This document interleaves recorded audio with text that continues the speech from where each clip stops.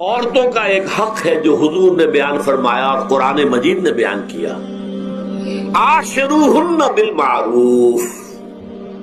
عورت کا اکرام ہو، بیٹی کی حیثیت سے بھی، بہن کی حیثیت سے بھی، بیوی کی حیثیت سے بھی،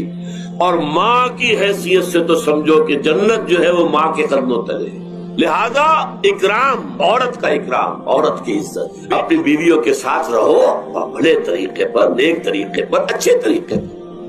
حضور نے یہاں تک فرمایا، دیکھو مسلمانوں، اے میرے صحابیوں،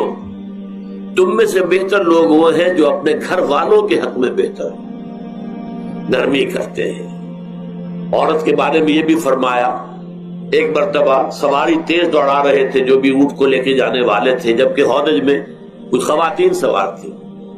حضور نے فرمایا، دیکھو نہ، یہ نگینے ہیں جو سوار ہیں،